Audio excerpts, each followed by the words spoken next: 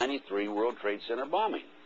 Unfortunately for them, fortunately for us, the good guys, there were only 6 people killed, not enough to pass the legislation. So what happened is that 3 years later, no, 93, 2 years later, April 19, 1995, down comes Oklahoma City Murrah building, 168 people killed. 1 year later, the anti-terrorism legislation that takes away many of our constitutional rights and civil liberties is passed. And now with the Twin Towers World Trade Center episode, our Congress is now proposing further restrictions on our constitutional rights and civil liberties. These explosions, these terrorist acts, were an excuse to pass anti-terrorism legislation. And then to implement it. And then to yes. And this is what's happening in the world today. And that's why our intelligence people are not only knew about it in advance, but probably involved. There's no question. You cannot possibly have an operation of this magnitude without our people knowing about it. Now, our government, the FBI. When you say our government, and I got to challenge you. This isn't our government. Well, it's the banksters' government, because they control both political parties. The government knows the what, where, why, and when, and how. And I had a FBI supervisor brag about this to somebody else, and it got back to me, of every patriot and every militia in the United States. Now, if they know that, are you going to tell me that they're not going to know about the terrorists coming and going? By the way, this operation, based on information that's come out since the attack, the terrorist attack, was planned in England, London, England. The training took place in Afghanistan and in the United States. And these terrorists came in and took pilot training here. And as I said earlier, bin Laden's phone conversations were monitored, according to the press, in February 1998. Are you going to say they didn't monitor them after that? No. Oh, wait a minute, no. The NSA employs probably 150,000 people. I don't know what their payroll is. I mean, it's the number of personnel. But they have taps on virtually everybody in America. This was part of the anti-terrorism legislation that was passed after Oklahoma City. Well, that's exactly what Adolf Hitler did when he burnt down the Reichstag. Well, why do you think they're going to do away with the Second Amendment? The day you give up your firearms to protect your family, your wife and your children and your home, I'm not advocating anyone killing anyone, but if you give up your firearms, the Nazis will march into this country and take this thing over lock, stock, and barrel quickly.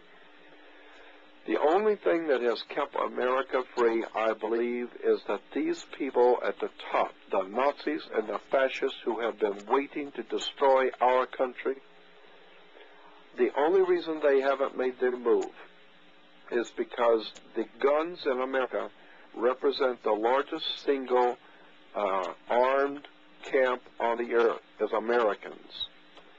And I say don't ever give up your firearms, because when you do, you will begin to see quickly the complete and total collapse of America to the fascists and Nazis who are running this country from behind the scenes. Somebody better wake up. We are in serious trouble. I think the incident in New York was a staged incident, and the people who intend to enslave our country couldn't care less. Well, they're trying to do away with the First Amendment, the Second Amendment, the Fourth Amendment, the Fifth Amendment, and Bush comes out, and what does he say? He says, well, my administration, I'd like to lift that ban on assassinations so that I can have the authority to order the murder of my political opponents. He didn't say it exactly that way, but he says to stop terrorism so that we will have greater security, you are going to have to give up your liberty. I was head of the FBI in Southern California for the most part, except for 2 southern counties in California, San Diego and Imperial County. I was in charge. I had over 700 personnel under my command. I had a budget of $22.5 million. We were the elite investigative organization of the world in our day. There's no question about who was responsible for the 1993 bombing of the World Trade Center.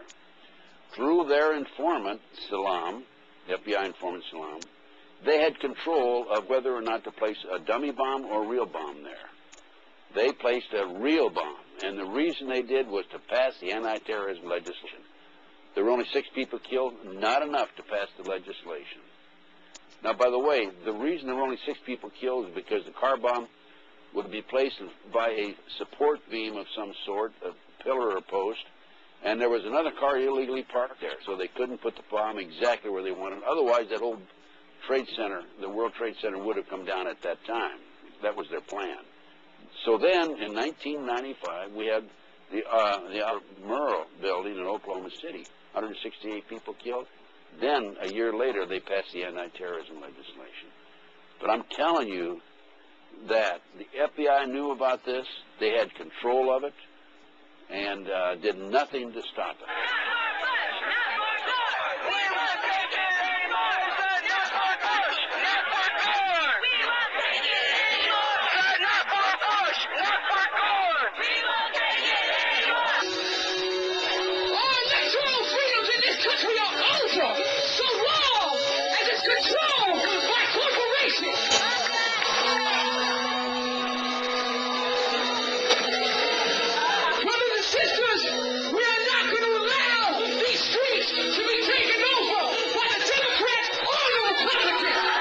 G.W. Bush is a member of the Skull and Bones. He was initiated into the Skull and Bones at Yale University, born again into the Satanic Order.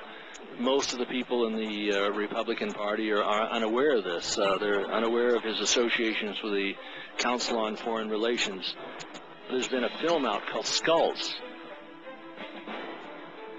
The Bush boys have laid nude in the coffin of the Skull and Bones, born again into the Satanic Order.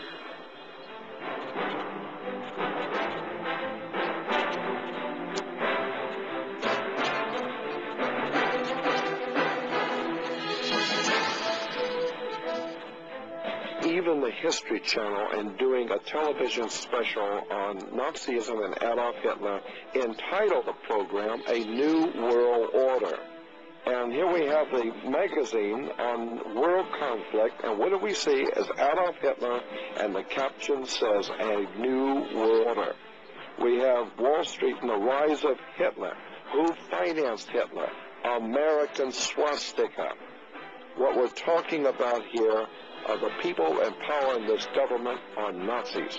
No doubt in anybody's mind who has looked at this subject that the Bush family are heavily connected to the Nazi movement.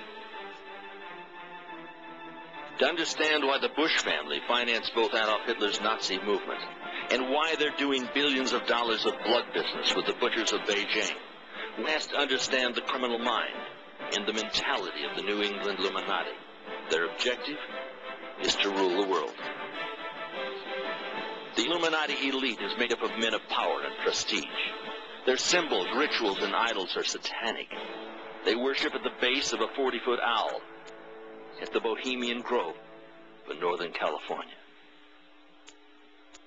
Agpu, the all-seeing eye of Lucifer, is placed over the Illuminati pyramid atop the privately owned Federal Reserve notes that they manufacture as money for the mindless masses. Their agenda is pure evil. Though they come from both Republican and Democratic parties, their political objective is the same. Their goal is to achieve world government through world war. World war in which they plan to sacrifice your sons and daughters, mothers, brothers, and fathers on the altar of the United Nations. They come from the Faustian financial families, which plunder and impoverish the poor to fatten the table of the rich. The Illuminatis intermarry to make sure the world's commerce and currency stays all in the family.